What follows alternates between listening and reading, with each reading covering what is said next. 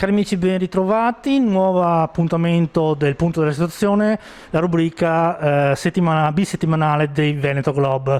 Abbiamo ai nostri teleschermi il sindaco di Cornuda, Claudio Sartor. Sindaco, buongiorno e grazie di aver accettato il nostro invito. Grazie a voi per questa intervista che ci dà la possibilità di far conoscere anche l'amministrazione comunale di Cornuda.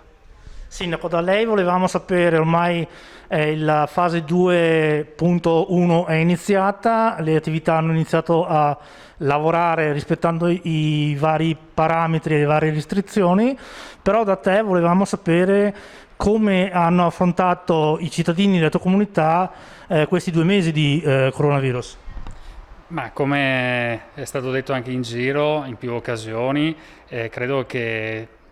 i cittadini, non solo quelli di Cornuda, abbiano rispettato le regole, siano stati diligenti, abbiano dimostrato un grande senso di responsabilità e un elevato livello di educazione civica. Non possiamo certamente lamentarci dei nostri cittadini che in questi 40 e più giorni si sono comportati come le amministrazioni gli hanno chiesto, con tanti sacrifici,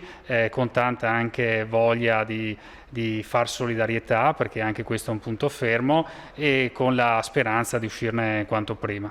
A proposito dei sacrifici, purtroppo anche Cornuda presumiamo che gli accessi all'assistenza sociale per la crisi economica, ma anche per un semplice appoggio, sia aumentata. Assolutamente sì, ha colpito tutte le fasce, avete visto anche proteste da parte di artigiani, di commercianti, il che vuol dire che un po' tutti i settori anche sociali sono stati toccati. Non facciamo distinzione tra lavoratori dipendenti o altri o lavoratori autonomi, qui sono stati colpiti tutti, sono stati 2 mesi duri e oggi ne vediamo insomma gli esiti ai servizi sociali con una crescita importante delle richieste, e credo che i prossimi mesi però insomma conteremo maggiormente quelli che possono essere stati i danni, perché siamo appena ripartiti, sappiamo che insomma i costi anche per adeguarsi a tante normative da parte delle imprese, da parte delle attività ci sono stati, e quindi vedremo come proseguiranno gli eventi, però il problema sociale c'è un problema economico di base molto forte. Sindaco, noi la ringraziamo per questo spaccato di Cornuda che ha voluto darci oggi, però come ultima frase le lasciamo 2 minuti davanti alle telecamere per ringraziare i tantissimi volontari che in questi 2 mesi hanno supportato l'amministrazione comunale e per fare un augurio ai telespettatori e ai suoi concittadini. Sì, sono stati 2 mesi molto duri, anche perché bisogna dirlo, sono state tante le incertezze, ricordiamo i decreti firmati al sabato e la domenica o il lunedì non si sapeva ancora cosa fare, quindi il senso civico è stato estremo e il senso civico è stato rilevante anche per quello che ho detto prima a livello di solidarietà, protezione civile, i gruppi della parrocchia, tante associazioni si sono date da fare proprio per alleviare questo momento, e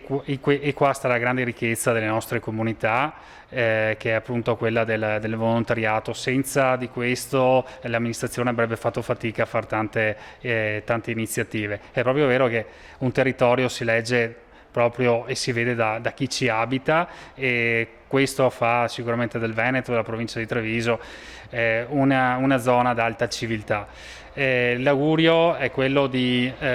rimanere in questo momento anche calmi, non farsi prendere dagli eventi, perché è indubbio che la situazione è ancora difficile, soprattutto anche da un punto di vista economico. Riusciremo a uscirci tutti, quindi non posso che augurare una buona ripartenza e stiamo ancora uniti come comunità, come abbiamo fatto in questi mesi, perché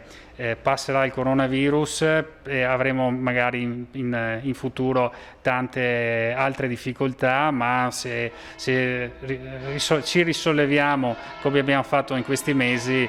non ce n'è per nessuno. In fin dei conti siamo veneti per questo.